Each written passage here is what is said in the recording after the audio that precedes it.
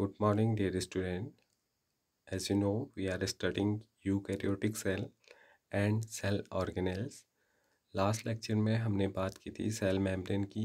आज का topic start होता है सेल वॉल के साथ. एज यू मे रिकॉल, जैसा आप रिकॉल करेंगे, a non living rigid structure call the cell wall form an outer covering for the plasma membrane of fungi and plants. Fungi और plants की जो प्लाज्मा मेम्ब्रेन है उसको एक आउटर कवर करने वाला पार्ट है जिसको सेल वॉल बोला जाता है. इसका स्ट्रक्चर कैसा होता है? ये नॉन लिविंग सेल से मिलकर के बना रहता है और काफ़ी रिजिड सा ये स्ट्रक्चर होता है. ठीक है, ये कहाँ पाया जाता है? प्लाज्मा मेम्ब्रेन के आउटसाइड में.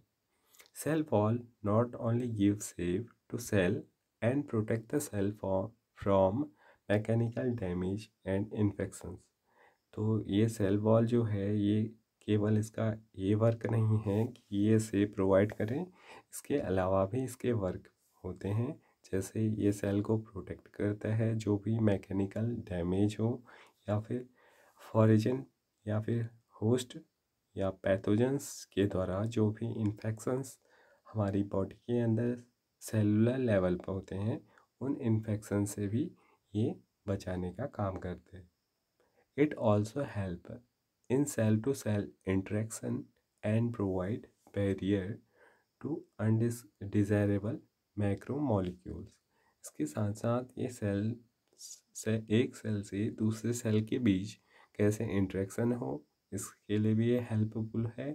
और साथ ही ये एक बैरियर के रूप में भी जो अनडिजायरेबल जिनकी ज़रूरत हमारी सेल को नहीं है उन मैक्रोमोलिक्यूल्स को अंदर आने से ये क्या करता है? बैरियर के रूप में इसका फंक्शन होता है. Algae have cell wall made of cellulose. Algaes जो हैं उनकी सेल वॉल बनी रहती है सेलुलोज की. Galactans, mannans and minerals like calcium carbonate.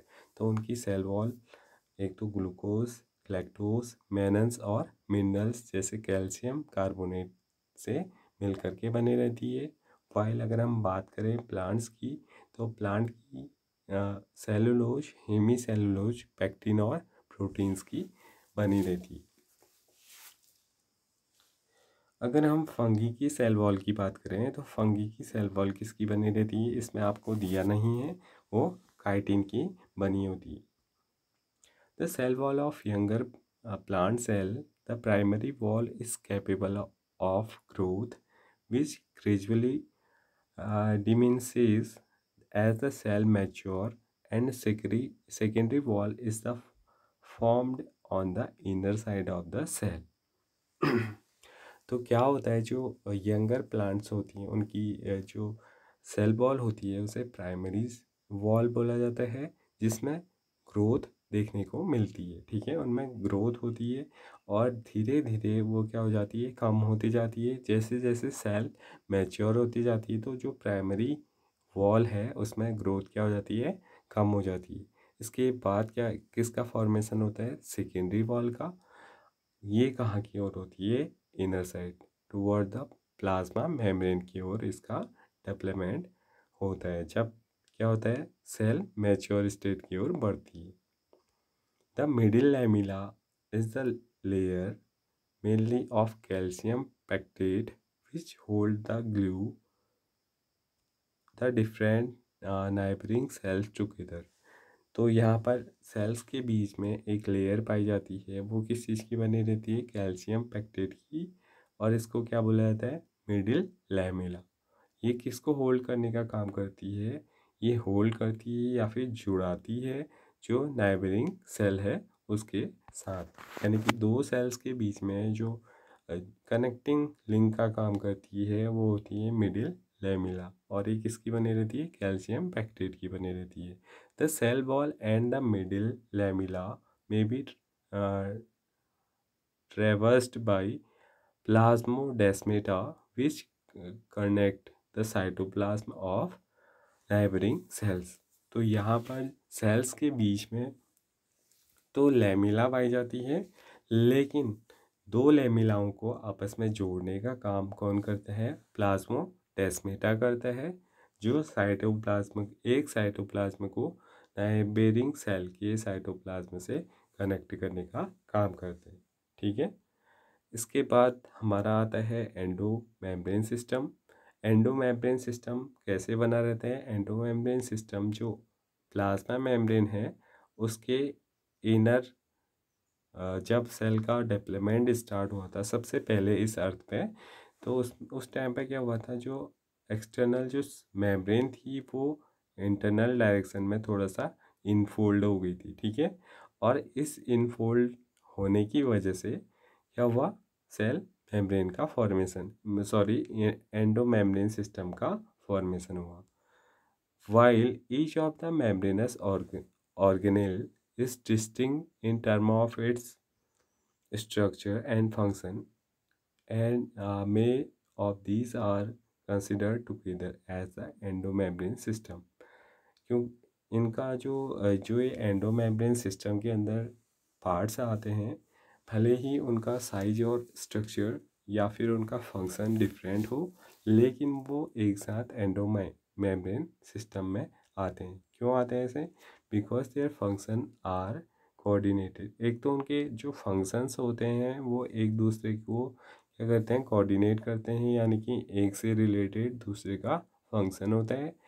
और साथ ही जो उनका फॉर्मेशन हुआ है वो प्लाज्मा मेम्ब्रेन के किसकी वजह से हुआ है, इनसाइड मेम्ब्रेन की ओर, सॉरी अंदर की ओर जाने की वजह से हुआ है। इस वजह से वो किसके अंदर आते हैं, एंडोमेम्ब्रेन सिस्टम के अंदर। The endomembrane system include endoplasmic reticulum, Golgi complex, lysosome and vacuoles.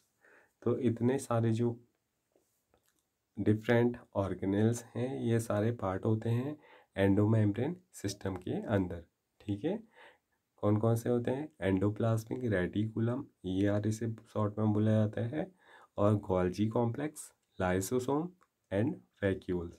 Since the function of mitochondria, chloroplast and peroxisomes are not coordinated with above component, these are not considered as a part of endomembrane system। इसके अलावा जो other parts हैं cell organelles के रूप में, वो हैं mitochondria, chloroplast और पेरोक्सिसोम्स। ये कोऑर्डिनेट नहीं करते हैं अपने वर्क को। इन जो अदर पार्ट हैं अभी हमने जो पढ़े, जो पार्ट किसके हैं, एंडो मेम्ब्रेन सिस्टम के, उनके साथ उनका कोऑर्डिनेशन नहीं होता है। तो इस प्रकार से वो एंडो मेम्ब्रेन सिस्टम के पार्ट नहीं हैं। अब हम एक एक करके एंडो मेम्ब्रेन सिस्टम के जो पार्ट हैं उनको डिस्कस करते हैं। तो सबसे पहला पार्ट है एंडोप्लाज्मिक रेटिकुलम, शॉर्ट में हम इसे क्या बोलते हैं, ER भी बोलते हैं। Electron microscopic studies of eukaryotic cells reveal the presence of a network or reticulum of tiny tubular structure scattered in the cytoplasm that is called the endoplasmic reticulum। एक नेटवर्क है ये किसका, टिनी ट्यूबुलर स्ट्रक्चर्स का।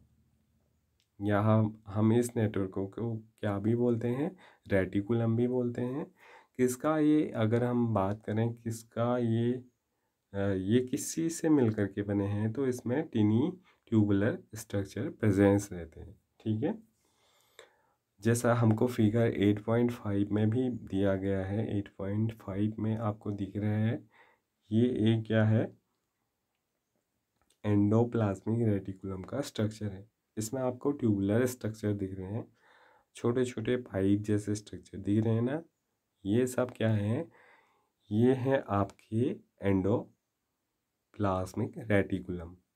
Hence the ER divides the intercellular space into two distinct components, that is luminal inside ER and extraluminal cytoplasm। तो इस प्रकार से जो पूरा साइटोप्लाज्म है वो इन ER की वजह से दो पार्ट्स में डिवाइडेड हो जाता है। एक पार्ट जो इस एंडोप्लाज्मिक रेटिकुलम के इनर साइड में है उसको तो बोला जाता है क्या, ल्यूमिनल पार्ट। और जो इससे बाहर का साइटोप्लाज्म में जिसमें डिफरेंट ऑर्गेनेल्स प्रेजेंट रहते हैं सेल ऑर्गेनेल्स, उसको बोला जाता है क्या, ल्यूमिनल या फिर cytoplasm. The ER often shows ribosomes attached to their outer surface. The endoplasmic reticulum bearing ribosome on their surface is called rough endoplasmic reticulum. अब आपको यहाँ पर दिख रहा होगा कि यहाँ पर दो टाइप की आपको क्या दिख रहे हैं, ट्यूबुलर स्ट्रक्चर दिख रहे हैं। एक तो ऐसे दिख रहे हैं जिसमें कुछ छोटे छोटे दाने से स्ट्रक्चर अटैच हैं, तो ऐसे छोटे जो दाने आपको दिखाई दे रहे हैं इनको तो राइबोसोम बोलते हैं। और ऐसे एंडोप्लाज्मिक रेटिकुलम जिसमें ये राइबोसोम अटैच हैं उसको बोला जाता है क्या, rough ROUGH, rough endoplasmic reticulum या RERV से शॉर्ट में बोला जाता है। In the absence of ribosome they appear smooth and are called smooth endoplasmic reticulum। तो यहाँ पर दो टाइप की ER आपके सेल के अंदर पाए जाते हैं। एक तो जिनमें राइबोसोम अटैच हैं उन्हें रफ ER बोला जाता है, और दूसरा जो बिल्कुल स्मूथ स्ट्रक्चर हैं जिन्हें स्मूथ एंडोप्लाज्मिक रेटिकुलम बोला जाता है। ठीक है, बहुत सिंपल है, इतना ज़्यादा टफ नहीं है। RER is frequently observe in the cell actively involved in protein synthesis and secretion. RER जो है राइबोसोम के अंदर, हमेशा याद रखना राइबोसोम जहाँ पर भी वर्ड आते हैं वो रिलेटेड होता है, उसका जो फंक्शन, मेन फंक्शन है वो है प्रोटीन का फॉर्मेशन करना। तो एंडोप्लाज्मिक रेटिकुलम ऐसा जिसमें क्या है प्रेजेंट, राइबोसोम प्रेजेंट है, वो एक्टिविटी में इन्वॉल्व रहता है प्रोटीन सिंथेसिस की और उसको सिक्रीट करने की, प्रोटीन का फॉर्मेशन करना और उसको सिक्रीट करना। They are extensive and continuous with the outer membrane of the nucleus. और ये इस वर्क को सेल के अंदर से लेकर उसके मेम्ब्रेन के ये कहा था कि न्यूक्लियस की जो मेम्ब्रेन होती है,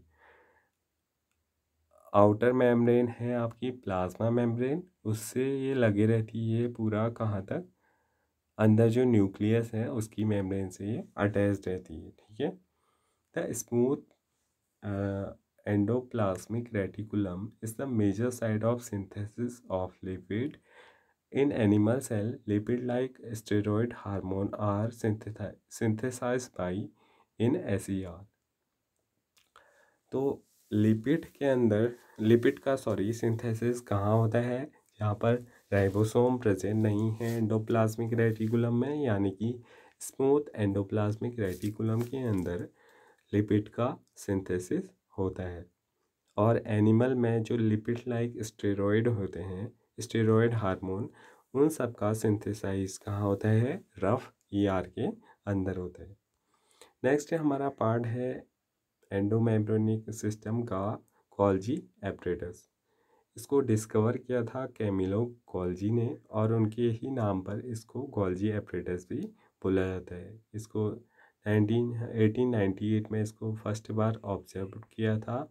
ये densely stained reticular structure near the nucleus, nuclear के जस्ट नज़दीक ही एक ऐसा पार्ट दिखाई दिया था उन्हें, जो क्या था, काफ़ी ज़्यादा डेंसली स्टेन हुआ था, उसमें काफ़ी ज़्यादा कलर हुआ था। यानी कि यहाँ पर भी ट्यूबुलर रेटिकुलर लिखा है तो ट्यूबुलर स्ट्रक्चर यहाँ भी प्रेजेंट थे, जो क्या हुए थे, काफ़ी डार्क स्टेन वाले थे। These were later named Golgi bodies after him। और उन्होंने जब इसको डिस्कवर किया तो उसके बाद ही इसका नाम गोल्जी बॉडीज़ रखा गया। ये जो प्लाज्मा मेम्ब्रेन थी उससे अटैच नहीं थे, बल्कि ये जो न्यूक्लियस था उसकी और ये इनकी पोजीशन थी। They consist of many flat die shape sacs और cisternae of 0.5 micron meter to 1 micron meter diameter. इनका जो शेप था वो काफ़ी छोटा था, 0.5 से 1 म्यूक्रॉन मीटर तक। और इन जो डाइस लाइक स्ट्रक्चर थे उन्हें क्या बोला जाता है, सिस्टनी बोला जाता है। These are stacked parallel to each other, जो एक दूसरे से पैरेलली जुड़े रहते हैं। ठीक है। varied number of cisternae are present in a Golgi complex। Golgi complex के अंदर अलग अलग Golgi complex में अलग अलग नंबर ऑफ cisternae प्रेजेंट रहते हैं। The Golgi cisternae are concentrically arranged near the nucleus where dense convexes or the forming free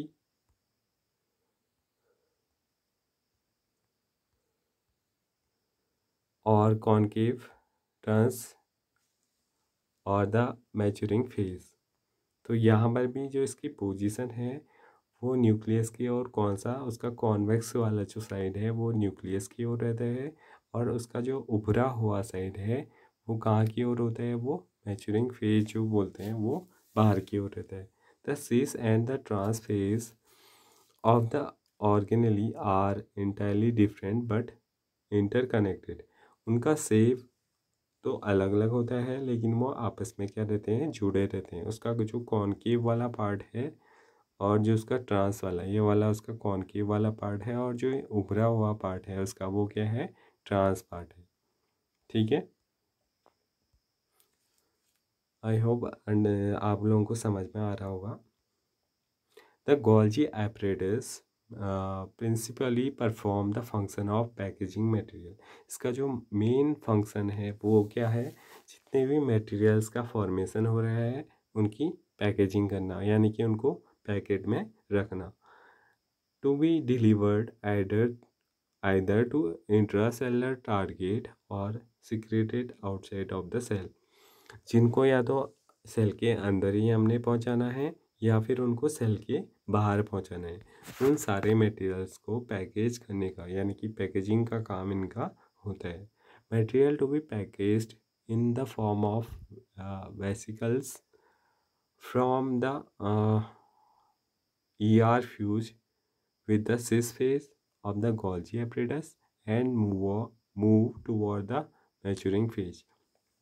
और इनका जो पैकेजिंग होने के बाद जो इनका डिलीवर वाला जो मोशन होता है वो इसके सिस फेज से उसके ट्रांस फेज की ओर, या फिर उसका जो मैच्योरिंग फेज हम बोलते हैं उसकी ओर होता है।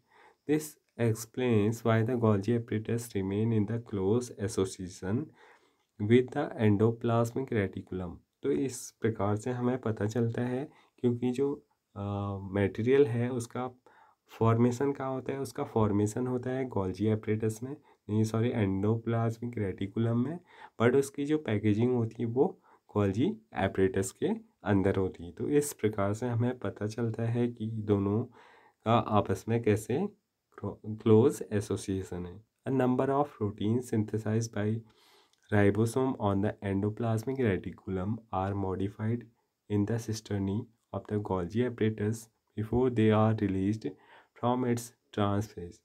जब भी ट्रांसफेज से कोई प्रोटीन को रिलीज़ किया जाता है उससे पहले उनको क्या किया जाता है, मॉडिफाइड किया जाता है। ठीक है। एंडोप्लाज्मिक रेटिकुलम से जो भी प्रोटीन आता है पहले वो क्या होता है, मॉडिफाइड होता है सिस्टर्नी के अंदर, उसके बाद ही Golgi apparatus उसे क्या करता है, रिलीज़ करता है उसके ट्रांसफेज के द्वारा।